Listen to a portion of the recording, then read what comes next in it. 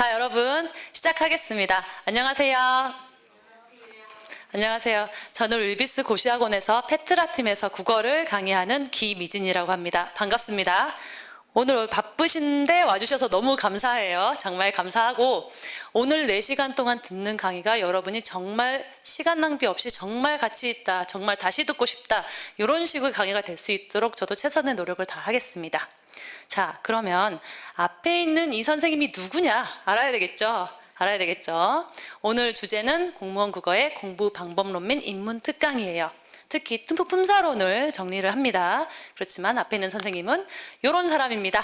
자, 이름은 기미진이에요. 저는 개인적으로 교수라는 호칭을 그렇게 좋아하진 않지만 학원의 방침이라고 하시니까 그냥 두고 보고요. 저는 양력이 이렇습니다. 국어를 담당하고 있지만 저는 고려대학교 국어국문학과를 졸업했어요. 국어 전공자죠. 당연하죠. 그리고 로스쿨을 졸업했습니다. 충북대 법학전문대학원을 졸업을 해서 현재 변호사로서 자격을 가지고 있고요. 그래서 여러분에게 말씀드리고 싶은 거는 누구보다도 수험에 적합한 강의를 가능하다. 교재와 강의가 준비가 가능한 사람은 저밖에 없다. 전 이렇게 생각을 합니다. 실제로 시험에 합격해 본 사람이 합격하는 법을 알겠죠. 당연한 거 아닌가요? 시험을 안 해본 사람은 모르죠. 그리고 그 외에도 제가 변호사로서도 한 5년 근무를 했었고, 스튜어디스도 근무를 했었고, 여러 가지 일을 했었어요. 그래서 단순히 여러분에게 강의를 하는 것뿐만 아니라 수험 상담, 심지어 인생 상담, 저 붙잡고 우는 학생들이 막 있어요. 그런 여러 개 가능한 좋은 선생님이다, 이렇게 말씀을 드리고 싶습니다. 그러면 이미 시험을 많이 본 걸로 알고 있어요. 다 공무원 시험 봤죠? 손 한번 들어볼게요. 보신 분들. 이게 인문특강인데 안 봤어요? 시험? 처음 봐요? 그렇구나. 인문특강인데 다 보신 분만 있는 줄 알았는데 없는 분도 있네요. 자, 그러면 공무원 국어 시험에 대해서 개략적으로 안내를 해드릴게요. 공무원 시험이 문제 구성이 어떻게 되느냐. 절반은 지식형, 절반은 지문 분석형으로 구성이 되어 있습니다. 절반이에요. 그래서 지식형 문제가 뭐냐. 문법이니 규범이 뭐냐. 맞춤법이나 발음법이나 외래어를 어떻게 표기하느냐, 이런 내용이에요. 그런 규범. 그리고 한자, 머리 아픈 한자. 그리고 어휘가 뭐냐면 고유어나 외래어, 이런 거 암기하는 사항들이 절반이 차지해요. 공무원 국어 시험은. 그리고 나머지 절반은 독해나 문학, 이래가지고 수능 영역, 언어 영역 같은 비슷한 문제들이 구성이 되어 있어요. 그래서 여기서 말씀드리고 싶은 게 뭐냐. 여러분이 중고등학교 때 언어 영역이 굉장히 취약했다, 이런 학생들이 있어요. 그렇지만 공무원 국어 시험에서는 얼마든지 고득점을 획득을 합니다. 실제로 공대 출신의 대학생, 졸업생이 무슨 선생님 객체가 뭐예요, 주체가 뭐예요, 이런 학생들이 실제 시험에서 90점 이상 획득을 하고 합격을 하죠. 왜? 지식형 문제가 10문제 이상 나오고, 지문 분석형 문제도 수능 언어 영역에 비해서 굉장히 짧아요. 굉장히 짧기 때문에. 그리고 난이도도 굉장히 낮습니다, 상대적으로. 그래서 충분히 언어 영역이 약하다 하더라도 커버가 가능하다, 이렇게 말씀을 드리고 싶어요. 그러면 출제 유형은 뭐가 되냐. 총 20문항이에요. 20문항을 몇 분 동안 풀어야 된다? 아무리 많이 잡아도 20분 내에 풀어야 된다. 9급 시험을 기준으로 해서 5과목이죠. 20문제씩 5과목, 100문제를 100분 안에 풀어야 되죠. OMR 마킹 포함해서. 그러면 국어는, 제가 국어를 무시하고 싶진 않아요. 그렇지만 숙달이 되시면 15분 내로 다 푸시고 OMR 마킹도 가능하십니다. 그리고 나서 영어나 행정법이나 이렇게 어려운 과목들 치중하셔야 돼요. 그래서 유형은 문법, 규범, 비문학, 독해, 문학을 제외한 다른 글들이죠. 그 다음에 문학, 어휘, 한자, 이렇게 출제가 되죠. 그러면 우리가 9급 시험을 준비를 일단 하고 있으니까 몇 점 이상 획득해야 합격이다? 몇 점? 85점. 미니멈이에요, 여러분. 미니멈. 요새는 너무 경쟁률이 치열해서 80점, 85점 갖고는 안 돼요. 심지어 90점, 95점을 맞아야 되죠. 하지만 말씀드리고 싶은 거는 85점 이상 획득을 해야 합격을 할 수 있다. 지난번 4월 시험 같은 경우는 굉장히 쉬웠죠. 아마 90점 이상 맞아야 합격을 할 수 있었을 겁니다. 그래서 20문제에 100점이면 한 문항당 몇 점? 5점이죠. 그러면 3개 틀리면 불안하다, 합격권에서 멀어진다, 이런 얘기예요. 그럼 2개 미만으로 틀려야 돼요. 3개 미만. 그러면 이 전 범위의 수업을, 공부를 빠뜨리고 할 수 있을까요? 뭘 하나 빼. 나 이거 하나 포기. 못해요. 다 하셔야 돼요. 다. 왜냐하면 2개, 3개 틀리면 합격이 바뀌니까. 전 범위 공부를 꼼꼼하게, 아무리 짜증나, 이런 거 짜증나죠? 아무리 짜증나도 해야 돼요. 어쩔 수 없어요. 그래서 다 전범위 학습의 중요성을 말씀드립니다. 그러면 유형은 이렇다. 그럼 최근에 출제 경향을 알아야겠죠. 출제 경향은 이렇습니다. 4월 8일 날 시험 본 거죠? 직접 보신 분들 있죠? 직접 보셨어요.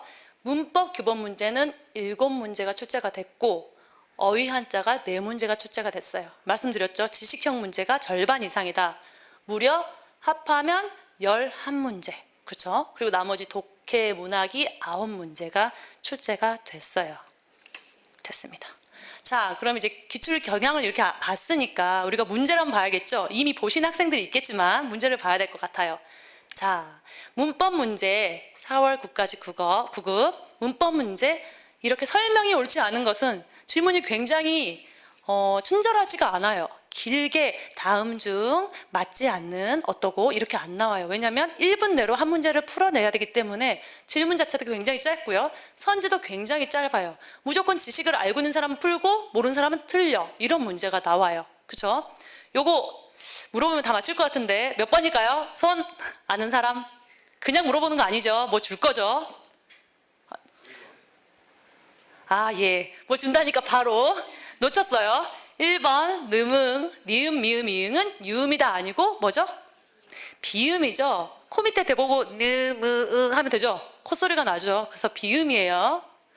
학생분은 이따 수업 끝나고 내려가셔서 3층에 올라가셔서 이름하고 연락처를 남겨주시면 국어 기본서를 드리도록 하겠습니다.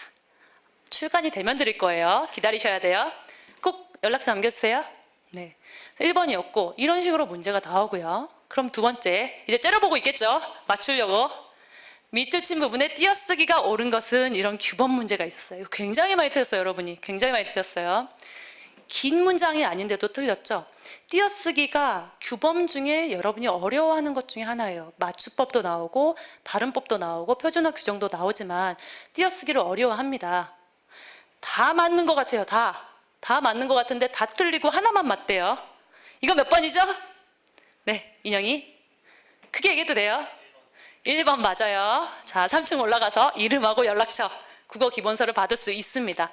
이 한밤중에는 한 단어죠. 한 단어. 한밤중, 은연중 한 단어예요. 그럼 뭐랑 구별해야 되냐?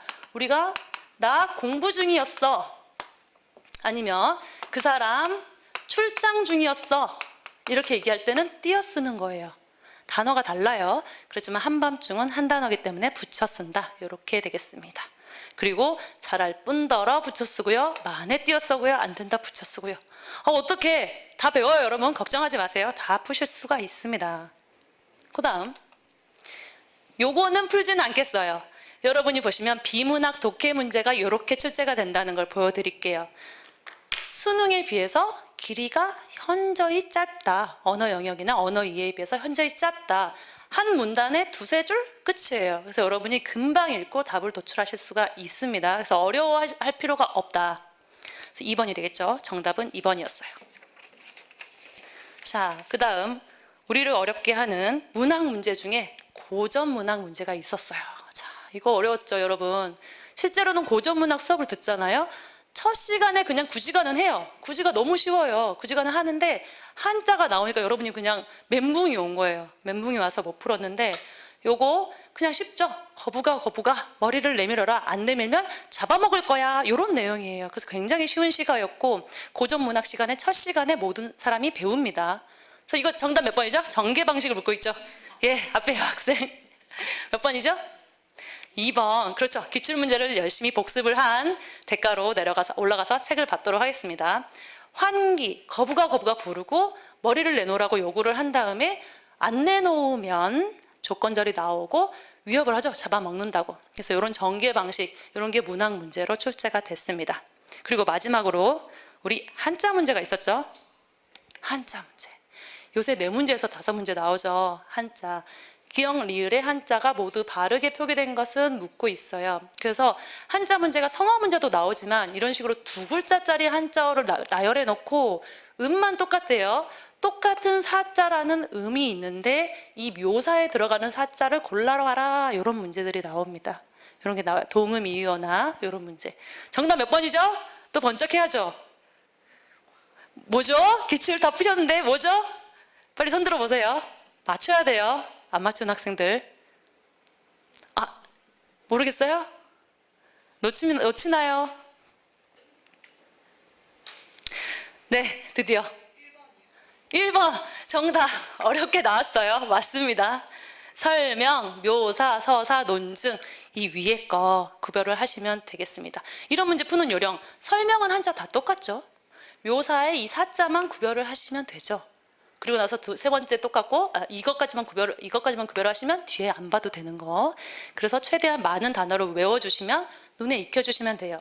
그렇지만 한자를 쓰는 문제가 나오지가 않기 때문에 눈으로 보고 구별만 해주시면 되겠어요. 이 정도 수준으로 공부를 해야 됩니다. 그러면 자, 기출문제가 이렇게 된다. 우리는 그럼 어떻게 공부를 해야 되는가? 이 많은 영역별 공부를 당연히 선생님이 그거 알려줘야겠죠. 알려줘야 되죠. 자, 분야별 공부 방법이 따로 있어요. 여러분 이대로 공부를 하셔야 됩니다. 자, 문법 규범 아까 봤죠? 갑자기 니은, 미음, 이응, 비음, 유음, 원순모음 무슨 나라 말이야? 어느 나라 말이야? 이러죠. 당연히 기본 이론을 습득을 하셔야 되고 그 다음에 문제풀이를 계속해서 응용력을 향상을 하셔야 돼요. 기본 이론은 반드시 습득을 하셔야 되죠. 그래서 문법 규범 같은 경우에는 강의로 커버를 하셔야 됩니다. 혼자 하기 너무 힘들어요. 근데 두 번째, 비문학 독해. 독해 문제 같은 경우는 아까 보셨지만 뭐 나열하기도 나오고요. 제목 찾기, 뭐 추론하기, 뭐 내용과 일치하는 것은 일치하지 않는 것은 이런 식으로 유형이 있어요. 그래서 유형별로 문제를 푸시고 그 문제 푸는 노하우를 스스로 취득을 하셔서 문제 풀이에 적용을 하시는 거예요. 아시겠죠? 그 다음에 문학. 기본 이론이 있어요. 문학도 뭐 수사법, 비유법, 은유법, 직유법 이런 거 있죠. 기본적인 이론은 학습을 하시고 그 다음에는 다양한 작품을 통해서 문제풀이로 작품을 익혀야 된다. 모든 작품의 첫 줄부터 마지막 줄이 다 중요한 게 아니거든요. 항상 나오는 문구가 있어요. 그래서 문제풀이를 하셔야 되고 특히 제가 강조하고 싶은 거는 고전문학입니다. 고전문학. 수업 중에 말씀을 드렸지만 현대문학 같은 경우에는 작품 수가 너무 많아요. 너무 많아. 여러분이 모든 작품을 섭렵을 할 수가 없어요. 그리고 매년 새로운 작품들이 새로운 교수님에 의해서 재조명을 받아요. 이번에는 이 작품이 갑자기 윤동주의 작품이 뚱뚱 떠요. 그럼 여러분이 모든 작품을 섭렵을 못해.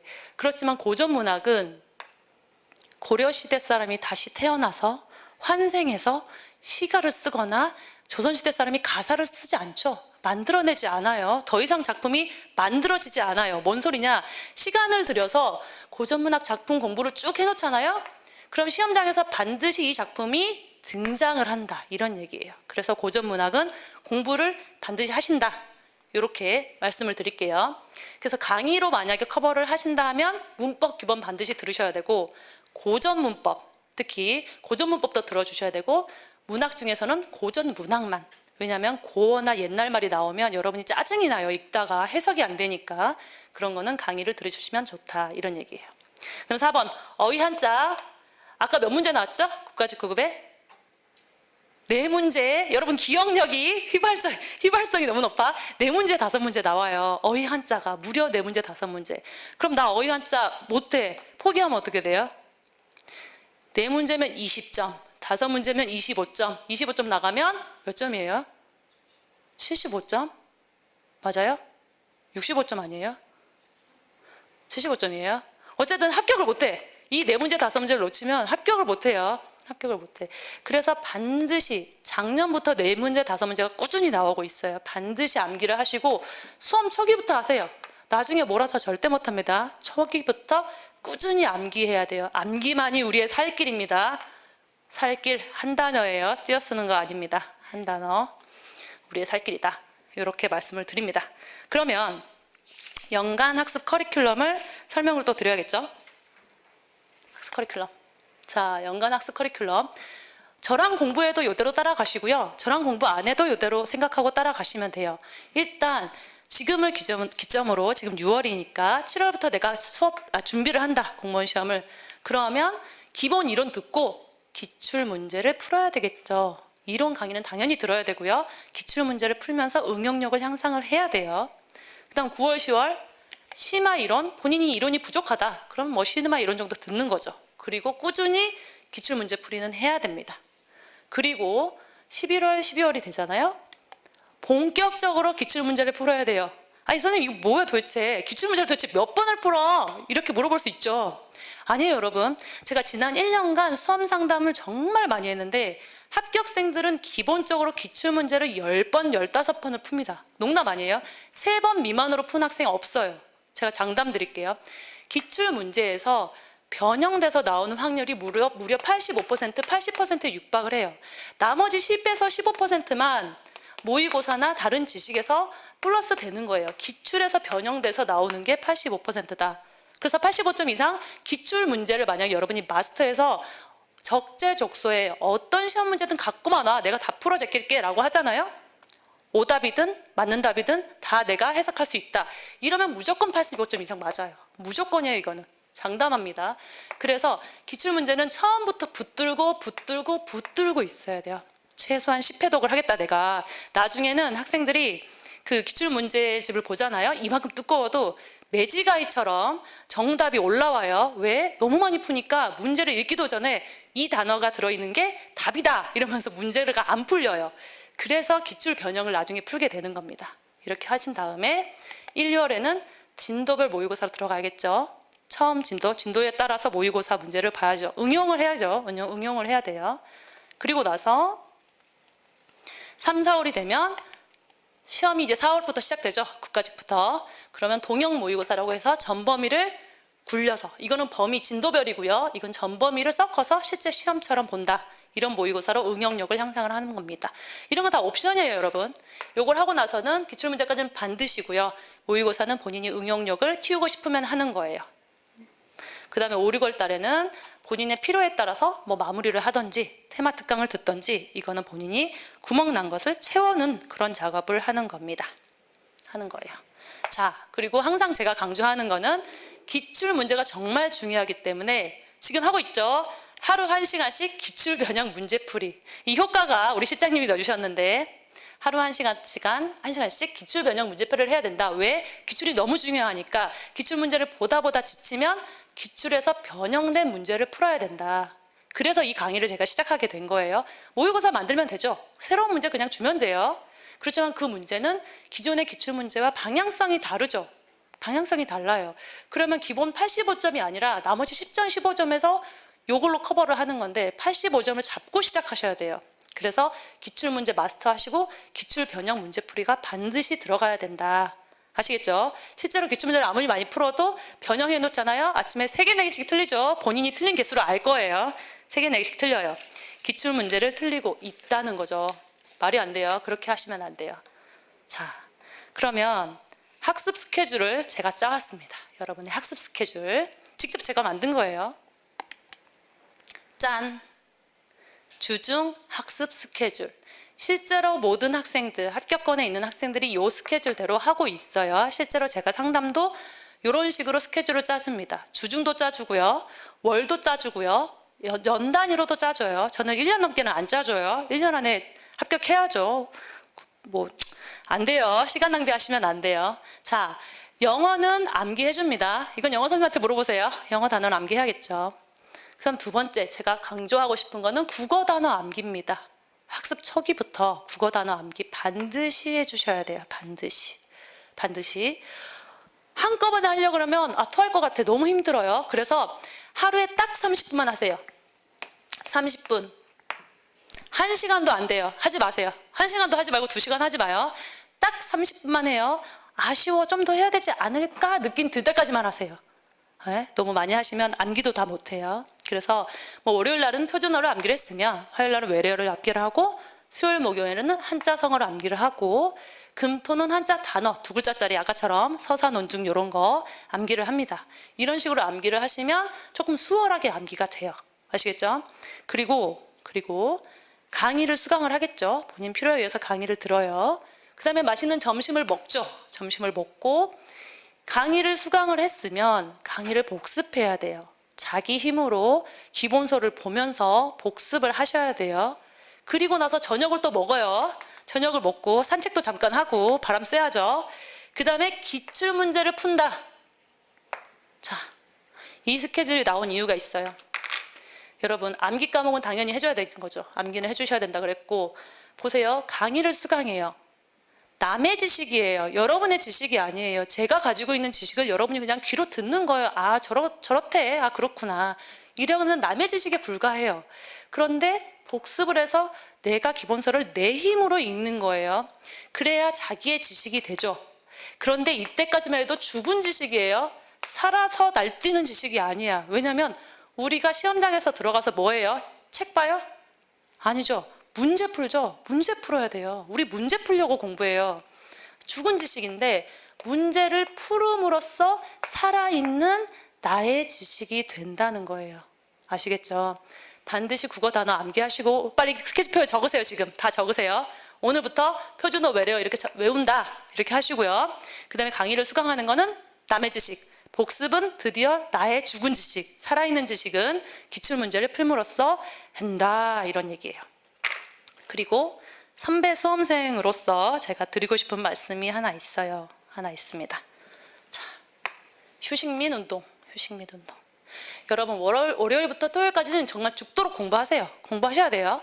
근데 일요일 날은 휴식 및 운동하세요. 지금 막판이잖아요. 6월 시험인데 학생들이 막 아침에 결석하거나 이런 학생들이 나중에 찾아와요. 뭐라 그러냐면 아파. 등치는 이만한 남자애가 맨날 아프대요. 감기 걸려요. 허리 디스크 아파요. 목 아파요. 엉덩이 아파요. 아파요. 아파. 다 아픕니다. 저도 로스쿨 3년, 4년 공부를 했죠. 학생들이, 친구들이, 동기들이 막판에 막 결석하고 입원하고 이래요. 디스크 걸리죠. 뭐 엉덩이병, 제가 말은 안 하겠어요. 엉덩이병 생기죠. 힘들어요. 반드시 운동하시고요. 휴식하세요. 저도 지금도 주 2회는 운동을 합니다. 반드시 운동하시고 뭐 사우나 좋아하시는 분들은 사우나 가서 근육도 푸시고 알았죠? 리프레시 하시고 월요일부터 토요일까지는 열심히 공부를 하는 걸로 그렇게 하시면 되겠어요. 자, 그러면 앞에 있는 저의 수업이 어떤가? 어차피 오늘 오신 분들은 다 듣겠지만 알아야 되겠죠? 샘플 강의는 여기서 들으실 수 있어요. 여러분 유튜브 가서 제 이름을 검색을 하시면 이제까지 올라온 무료 특강도 있고요. 지금 현재 저희 윌비스에서 아침에 진행하고 있는 아침 특강도 1회는 샘플로 올라가 있어요. 저희 홈페이지에도 있죠. 저희 학원 홈페이지에도 뭐 스트리밍으로 볼 수 있다는 걸로 알고 있습니다. 아시겠죠? 이렇게 OT를 가볍게 마치고 보통은 이때 쉬죠. 저는 절대 쉴 생각이 없어요. 왜? 여러분과 저의 시간은 금쪽 같으니까. 자, 금쪽 같은. 띄었을까요? 붙였을까요? 띄었습니다. 띄었습니다. 이 같다에서 활용한 단어이기 때문에 조사가 아니에요. 띄었어요. 여러분의 시간과 저의 시간은 금쪽 같기 때문에 바로 강의에 들어가도록 하겠습니다. 너무 즐겁죠? 네, 즐겁습니다. 저도 같이 즐거워요. 자, 그러면 교재를 한번 볼게요. 교재가 공무원 국어 공부 방법론 및 입문 특강 이렇게 해가지고 찍혀있죠. 여기 지금 품사론을 제가 넣었어요. 저희 교재 기본서에서 저희가 공무원 국어 공부를 할 때 가장 기본이 되는 기초가 되는 품사론을 엮어서 드린 겁니다. 실제 기본서 교재에 있는 내용이에요. 그래서 요거를 가지고 공부를 한번 해보도록 하겠습니다. 자, 국어에는 구품사가 있죠. 품사의 이해 들어가겠습니다. 먼저 책 2페이지를 보겠습니다. 자, 품사 이해 정의를 한번 읽어봐야겠죠. 품사란 단어를 의미, 기능, 형태에 따라서 나눈 관례를 말합니다. 현재 우리나라의 학교 문법에서는 품사를 명사, 대명사, 수사, 조사, 동사, 형용사, 관형사, 부사, 감탄사 총 몇 가지? 9가지로 분류합니다. 품사가 총 몇 개냐 이런 유치한 문제는 나오지 않아요. 여러분이 그냥 아시면 돼요. 그 품사로 나눈다. 그래서 의미랑 기능, 형태에 따라 나눈다. 여기까지 보시면 돼요. 자, 그럼 그 품사를 공부를 해야겠죠? 칠판을 보시면 의미로 나눠놨고요. 기능으로 나눠놨어요. 의미로 나누는 건 뭐다? 사전에 올라가는 애들이에요. 명사, 대명사, 수사, 조사, 동사, 형용사, 관형사, 부사, 감탄사 이렇게 9개죠? 9개 의미에 따라 나눈 거고요. 그 다음에 기능에 따라서 엮어요. 얘네들을 엮어서 나눕니다. 그럼 명사는 뭐냐? 그냥 사물의 이름이에요. 이거 개괄을 하고 하나하나 보도록 하겠습니다. 대명사는 사물의 이름 대신해서 나타낸 거, 수사는 숫자. 이렇게 요 세 개를 엮어서 체언이라고 해요. 체언. 이제 어려운 단어들이 나오죠. 몸체자, 한자 몸체, 몸뚱아리가 되는 애들 이래가지고 체언이에요. 기능에 따라서 분류를 하면 어떻게 되냐. 명사, 대명사, 수사는 문장에서 주어, 목적어, 보어의 역할을 한대요. 아직 이 문장 성분 안 배운 거로 치고 지금 우리가 들어가야 되는 거죠. 주어, 목적어, 보어는 뭐냐면 문장의 주체가 된다. 내가 가장 내가라고 하지 말고 철수가 해야죠. 철수가 가장 만만한 거 밥을 먹는다죠. 모든 선생님이 이걸 쓰는 것 같아요. 철수가 밥을 먹는다.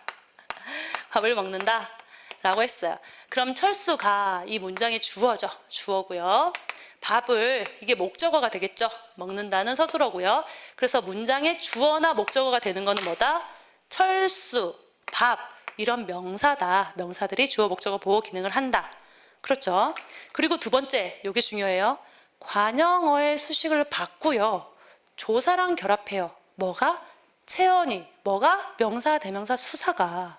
그러면 이 문장을 가지고 다시 해보면 잘생긴, 써볼게요.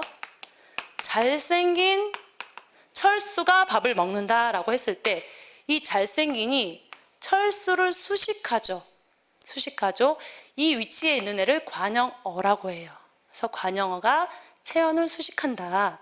그리고 뒤에 가라는 조사가 있어요. 조사란 애예요. 얘는 조사가 결합을 한다. 그래가지고 조금 있다가 강조를 하겠지만 요거를 관, 체, 조 요렇게 암기를 합니다. 너무 많이 나오기 때문에 지금 말씀드리는 거예요. 관, 체, 조 뭔 소리예요? 체언은 관형어의 수식을 받고 조사와 결합한다 이 얘기예요. 관체조, 관체조 이렇게 머릿속에 두세요. 그리고 명사, 대명사, 수사는 서술성이 없겠죠. 문장에서 서술을 하고 있지 않아요. 서술성이 없기 때문에 활용도 안 합니다. 활용이 뭐냐? 아직 활용을 안 배웠죠. 안 배웠죠. 활용이 뭐냐면 먹는다 라고 했을 때 이 먹다라는 애가 먹다, 먹고, 먹으니, 먹으면서 이런 식으로 먹 빼고 뒤에 있는 애들이 막 바뀌잖아요. 꼬랑지가 막 바뀌어요. 그걸 활용이라고 해요. 중요한 단어인데 아직 나오지는 않아요. 그래서 철수는 그렇게 안 바뀌죠. 그래서 활용을 안 한다. 이렇게 보시면 되겠고, 그 다음에 4번, 두 번째 이제 3개 됐어요. 명사, 대명사, 수사는 됐어요. 그럼 조사, 관계언이라고 해요. 관계언. 이 명칭을 물어보진 않아요. 그렇지만 알아셔야 되겠죠. 문장에서 단어들의 문법적 관계를 표시한다. 무슨 말이냐? 철수가 밥을 주어고요. 밥을 목적어죠. 이 가나 을이라는 가 조사인데 이 조사가 이 문장 안에서 얘네들이 어떤 관계를 하고 있는지를 보여주는 거죠. 보여주는 거예요. 그래서 이거는 하나의 단어로 보고 중첩적으로 사용이 가능해요. 이것도 중요하죠. 중첩적 사용. 가장 많이 쓰는 얘가 학교에서만 일하도요. 아시죠? 학교에서만 일하도요. 여기가 이게 학교를 뺀 나머지가 다 조사예요. 에서만 일하도요. 이게 다 조사입니다. 조사가 무려 4개나 중첩적으로 사용이 되죠. 조사는 중첩적으로 사용이 가능합니다. 그리고 생략이 가능해요. 너는 밥을 먹었니? 이렇게 질문하는 친구 있어요? 없죠? 너 밥 먹었니? 이렇게 물어보죠? 너는 밥을, 는이란 을 이런 조사들은 다 생략이 가능하다는 얘기죠. 다 생략이 가능해요. 그리고 또 중요한 거 서술격 조사라는 애가 있어요. 조사 중에 서술격 조사가 있는데 이다예요. 이다라는 애인데 학생이다 이런 식으로 학생이다. 이거 따라올 수 있어요? 여러분? 따라오고 있죠? 자, 이다라는 애는 조사인데 학생이다. 그는 학생이다라고 해서 조사인데 마치 문장에서 서술어 역할을 하죠. 그래서 서술에 격을 준다라고 해서 서술격 조사라고 하고요. 학생이다도 학생이고 학생이므로 학생이면서 이런 식으로 꼬랑지가 계속 바뀌죠. 그래서 조사 중에 유일하게 이다만 활용한다. 이렇게 알고 계시면 되겠습니다. 아시겠죠? 자, 그럼 다음 동사 형용사. 동사 형용사는 용언이에요. 용언. 왜 용언이냐? 동사는 동작을 나타내죠. 먹다, 익다 이런 거. 형용사는 상태를 나타내요. 예쁘다, 아름답다. 근데 용어는 뭔 소리냐?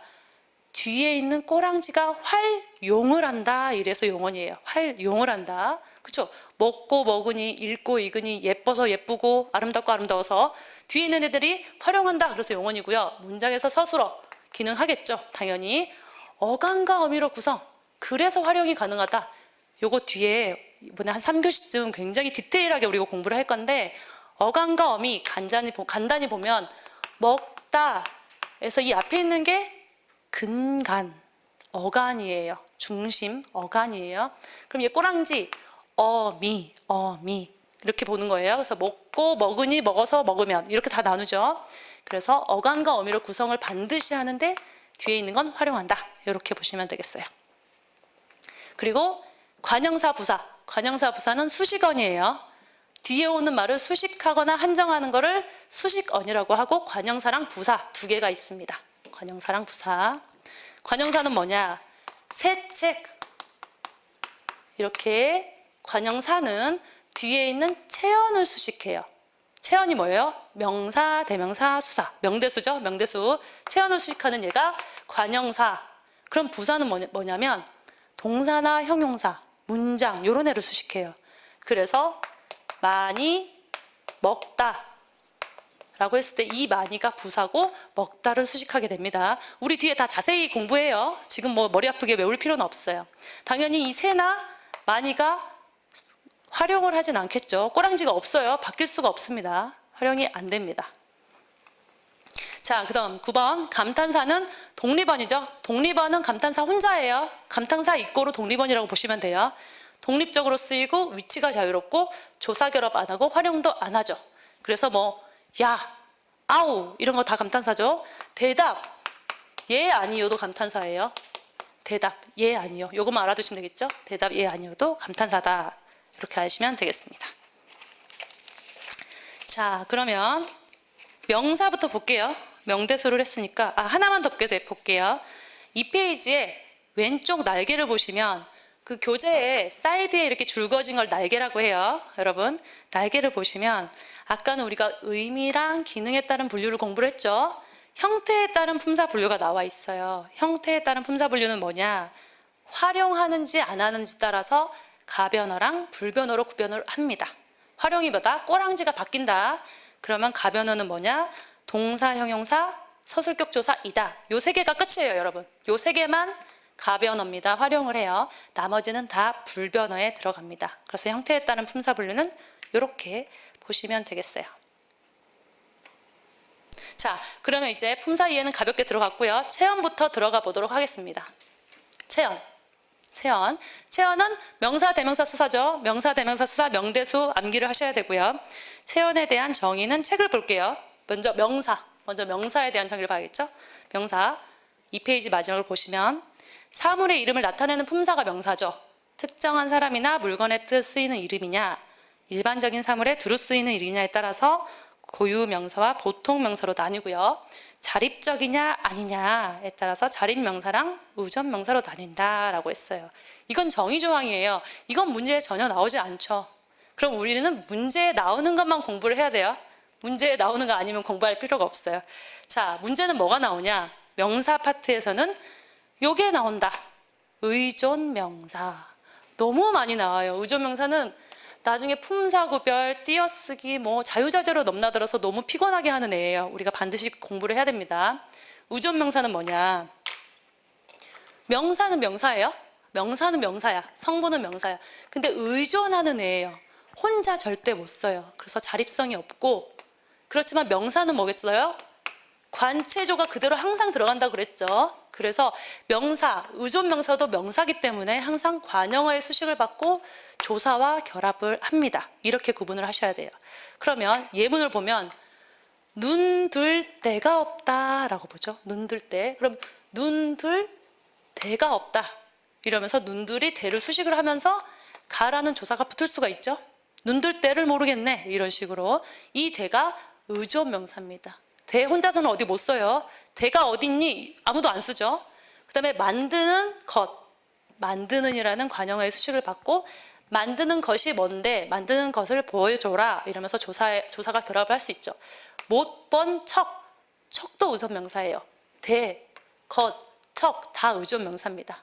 그리고 가장 중요한 의존명사, 너무 많이 나오는 의존명사, 단위를 나타내는 명사는 의존명사예요. 책 한 권, 연필 두 자루, 사람 한 명 할 때 이 단위를 나타내는 애들, 얘네들은 다 의존명사입니다. 의존명사예요. 그래서 앞에 수를 나타내는 애가 수식을 하죠. 그래서 연필 두 자루를 줘봐라 이런 식으로 관용어의 수식을 받고 조사랑 결합을 합니다. 해요. 이 의존명사 구분하는 문제가 종종 나옵니다. 그래서 이거 굉장히 중요하고, 두 번째 포인트는 뭐냐면 조사 결합의 제한을 받는 명사가 있어요. 보통은 예를 들어 철수라는 명사가 있으면 철수가, 철수를, 철수는, 철수와 뭐 아무거나 자유자재로 붙어요. 그죠? 근데 특이한 애들이 있어요. 조사가 막 함부로 안 붙어요. 예시를 봐요. 불글의 의지 정도는 들어봤어요. 근데 불글을, 불글과, 불글는 안 되죠. 우리가 안 써요. 그렇게. 그래서 조사 결합에 매우 제한을 받는 명사들이 있다. 또 독보적 이런 애들.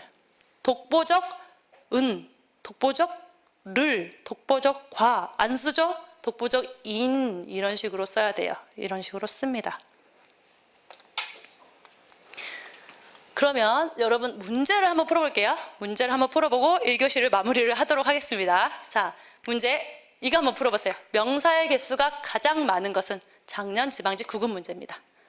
꼼꼼히 보셔야 돼요. 의존명사 보시고 특이한 명사 보시고.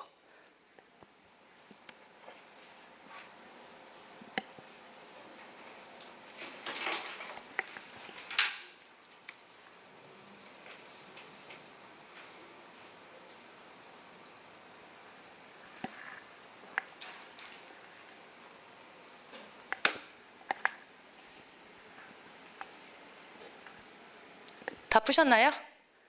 아직 세고 있네요. 손가락으로 열심히 세고 있네요. 이거 명사 개수가 가장 많은 것은 몇 번일까요? 자신 있게 손으로 이렇게 표시하셔도 돼요. 아니에요. 오답을 열심히. 정답 1번입니다, 여러분. 1번이에요. 명사의 개수가 가장 많은 것은 1번이다. 포인트는 뭐다? 의존명사 놓치지 마셔야 되고, 그 조사가 함부로 안 붙는 특이한 명사 놓치지 마셔야 되죠. 자, 보시면 1번 타율 명사죠. 관한 한 조건을 나타내는 명사입니다. 관한이 한을 수식하죠. 관한 한 독보적 명사죠. 독보적 명사입니다. 기록 명사죠. 명사가 무려 4개였어요. 그래서 1번이 제일 많은 문장이 되겠고, 2번은 상자에 이런 것 의존명사죠. 것 놓치시면 안 되고, 그러면 2개가 되겠고요. 3번은 친구, 그 다음에 뭐죠? 사람 2개일까요? 하나 놓쳤죠, 여러분? 외에는 범위를 벗어남이라는 의존명사예요. 친구 외에는 3개겠죠. 그 다음에 4번 저 모퉁이, 그 다음에 얼굴, 끝. 그렇죠. 이 사람을 나타내는 의존명사입니다. 따라서 3개가 되겠어요. 이런 식으로 명사를 구별을 하셔야 됩니다. 그리고 제가 팁을 하나 드리면요. 이 독보적, 적이 붙는 단어들이 몇 개 있어요. 특이하게. 예를 들면 비교적, 가급적 이런 애들이 있어요. 독보적 이런 애들이 있는데, 얘네들이 명사로도 쓰여요. 조사가 붙으면. 그런데 독보적 위치 이러면서 뒤에 명사가 오면요, 갑자기 관형사가 됩니다. 이렇게 용법이 달라요, 여러분. 비교적인 해서 이다의 활용형인 조사가 붙었을 때는 명사인데, 비교적 관점은 관형사가 돼요. 무슨 말인지 알겠죠? 이 적이 붙은 단어는 명사로 쓸 때도 있지만 뒤에 명사가 와서 수식할 때는 관형사로도 쓰인다. 이렇게 알고 계시면 되겠어요. 그 교재에도 날개 쪽에 제가 정리를 해드렸으니까 쉬는 시간에 한번 보시고요. 그러면 10분 쉬고 2교시 때 뵙도록 하겠습니다.